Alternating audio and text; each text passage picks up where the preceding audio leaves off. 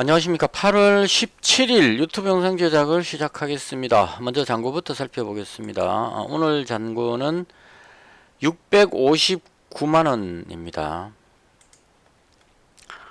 해서 마이너스 13만원으로 마감을 했습니다.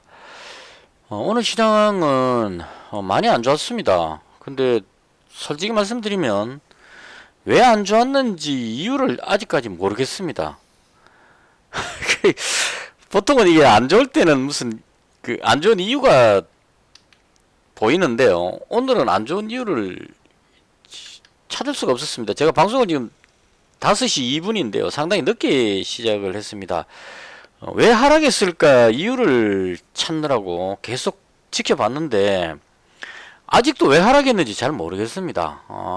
그래서 모르지만 또 방송도 안 하기도 그렇고 해서 제가 생각되는 것을 중심으로 그냥 제 개인적인 느낌만 말씀을 드리겠습니다.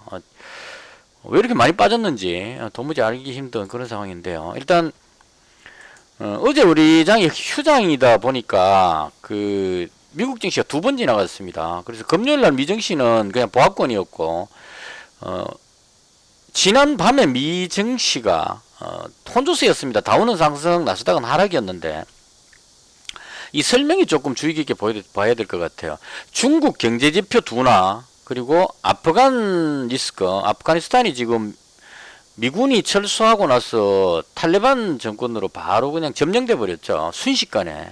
그래서 이 부분이 시장 전체에 좀 영향을 주는 것 같습니다. 그래서 일단 이런 악재에도 불구하고 미증시는 선방을 했는데요. 오늘 장중에 미국 선물지수가 마이너스 한 0.4 정도로 심하게 빠진 건 아니지만 마이너스 한 0.4 정도로 계속 하락하고 있었기 때문에 이게 국내 증시에 조금 안 좋은 영향을 주지 않았을까라고 추측을 합니다. 그래서 일단 오늘 중국 증시부터 살펴봤는데요. 중국이 지금 상황이 조금 안 좋다고 합니다. 그러니까 경제지표가 중국의 경제지표가 성장률이 둔화됐다는 얘기죠. 그래서 그 부분으로 인해서 중국이 성장이 둔화됐다는 얘기는 우리나라가 중국에다가 반도체라든가 여러 가지 수출을 많이 하고 있기 때문에 연관되어서 국내 증시도 안 좋게 보는 것이 아닌가라고 추측을 해봅니다. 그래서 오늘 보면 외국인이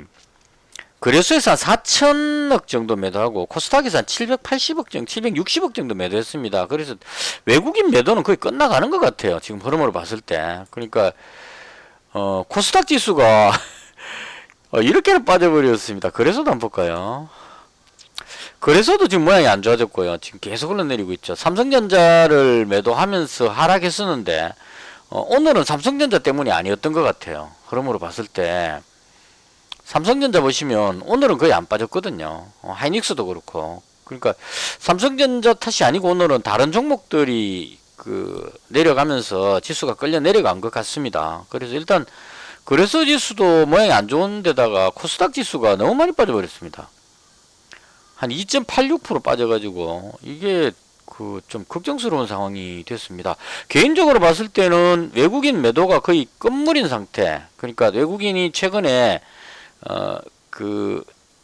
거래소 지수를 엄청나게 조 단위로 그냥 매도를 했었죠. 근데 오늘 매도하는 양으로 봤을 때는 외국인 매도가 이제 조금 진정돼 가는 것이 아닌가 싶은 생각이 드는데 그럼에도 불구하고 지수가 너무 많이 빠져버려가지고 개인들이 좀 투매성으로 던져버리는 게 아닌가 하는 이런 생각이 좀 살짝 듭니다. 그래서 왜 이렇게 되는지 솔직히 잘 모르겠어요. 이렇게 빠질 리는 아닌데 이만큼 빠져버렸기 때문에 그래서 이해가 잘 안 된다로 그냥 마무리를 하겠습니다. 왜 이렇게 많이 빠졌는지 잘 모르겠습니다. 그래서 일단 그렇게 정리를 하도록 하고요. 오늘도 삼성전자를 매도를 많이 했네요. 그 다음 개인적으로 제가 매매한 걸 중심으로 해서 설명을 드리겠습니다. 금요일날 제가 휴마시스하고 PN풍년하고 신원 이렇게 보유를 하고 넘어왔는데요. 일단 남북 경협주부터 한번 보겠습니다. 남북 경협주가 오늘 다들 하락해 버렸습니다. 대하TI가 거의 한 6.3% 정도 빠지고 경협주가 완전히 그냥 쭉 다 밀려버렸습니다. 그래서 이게 만약에 북한의 도발로 인한 하락이었다면 빅텍이 상승을 해야 되는데 빅텍까지 하락해 버렸죠. 그래서 이건 제가 봤을 때 북한의 도발 문제가 아니고 아프가니스탄 문제로 인한 어떤 영향을 받은 것이 아닌가 이렇게 추측을 해봅니다. 특별하게 제가 뉴스를 못 본 것 같은데 혹시 남북경협주에 악재 뉴스 나온 거 아시는 분 있으시면 댓글에 좀 붙여주시면 좋겠어요. 저는 따로 뉴스를 못 봤는데 특별한 뉴스가 없이 빠졌다고 한다면 아마도 아프가니스탄 문제 때문이 그렇지 않을까라고 추측을 해봅니다. 이게 외국의 어떤 그 전문가가 이 아프가니스탄 사태를 보고 이제 나름대로 이렇게 기고를 했는데요. 맞는 것 같지는 않습니다. 그런데 그렇게 생각할 수도 있지 않을까 하는 생각이 들었어요. 한국도 만약에 미군이 철수하게 되면 아프가니스탄과 거의 같은 과정을 겪을 것이다.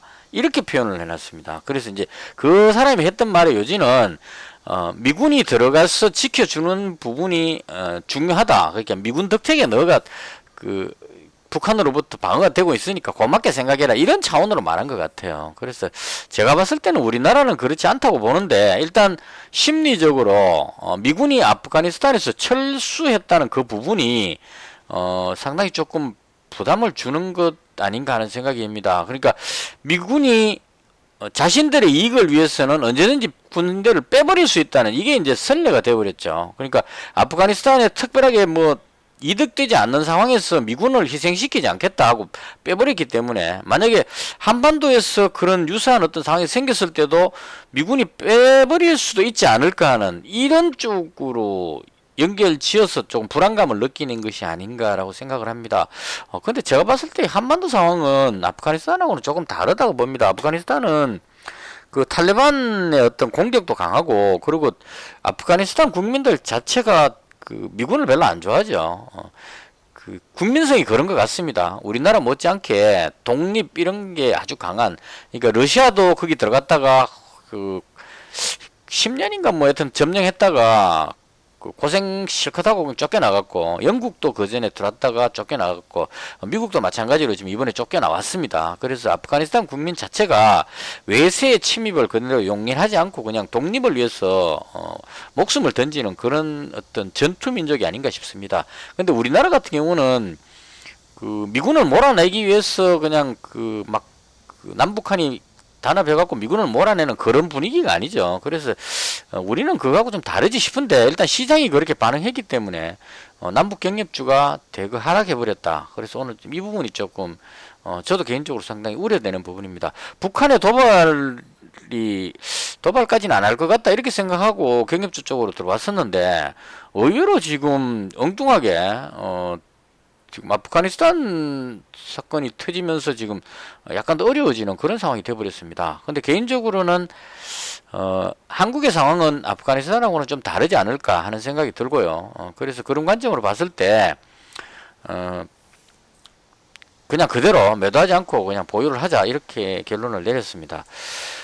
그 다음 그 PM 풍년인데요. 이건 그 좀 그냥 소발에 지잡아서 이렇게 된 건지 아니면 진짜 제가 생각한 대로 된 건지 솔직히 잘 모르겠습니다. 원래 제가 매수할 때는 김동연 전 부총리 관련 주로 잡았습니다. 이 PN 풍년이라는 종목을. 근데 잡고 나서 그 댓글에 김동연 부총리 관련주가 상보라는 종목이 관련주다 이렇게 그 댓글 주신 분이 계셨어요. 그래서 찾아보니까 이 종목이 또 그 김동연 부총리 관련주인 것 같긴 합니다. 그리고 네이버 게시판에 보니까 한국 수출 포장 이 종목도 관련주인 것 같고 그 다음 KBR 메탈도 그렇고 SG 글로벌도 관련주로 분류가 되는 것 같습니다. 근데 그 운이 좋아서 그런 건지 모르겠지만 제가 잡은 PM 풍년만 강하게 들어올리는 모습이 나왔습니다. 오늘같이 안 좋은 장인데도 불구하고 5%나 상승해 버렸습니다. 그래서 이 부분으로 인해서 오늘 그나마 손실이 좀 줄었습니다. 제가 오늘 이거 아니었으면 이 휴마시스가 워낙 많이 빠져버려 갖고 손실이 아주 컸을 뻔했는데 그나마 휴마시스하고 신원에서 지금 손실이 엄청나게 났죠. 근데 이걸 PM 풍년이 상승하는 바람에 여기서 조금 손실을 만회했다 이렇게 정의를 하면 될 것 같아요. 그래서 개인적으로 봤을 때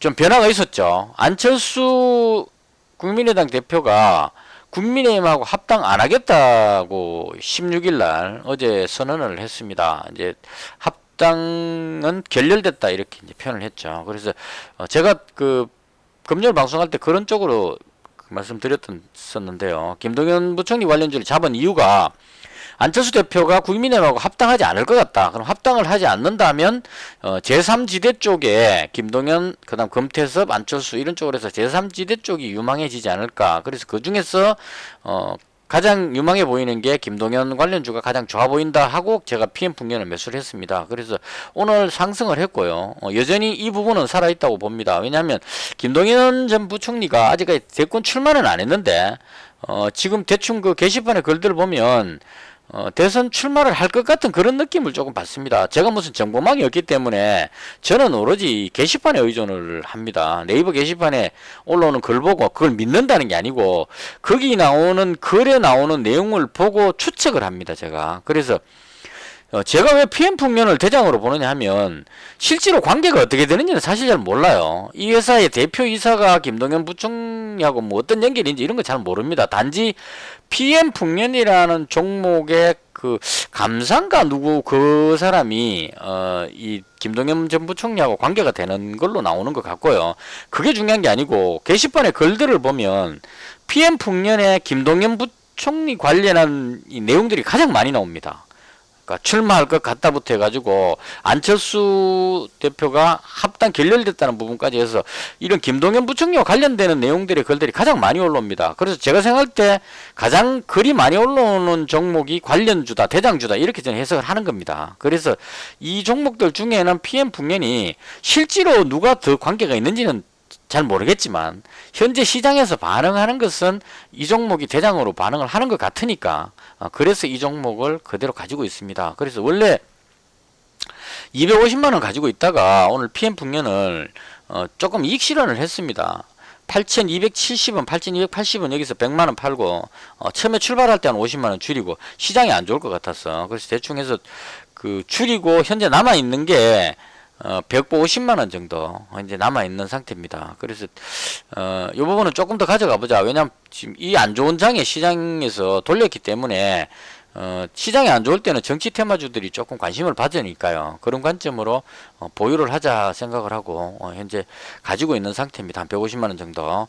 그리고 오늘 PM풍년 이익 실현한 걸 가지고 휴마시스 쪽으로 추가 매수를 했는데요. 이게 조금 손실을 더 키웠던 것 같아요. 개인적으로 저는 어떻게 생각했냐면 지금 확진자 숫자 보시면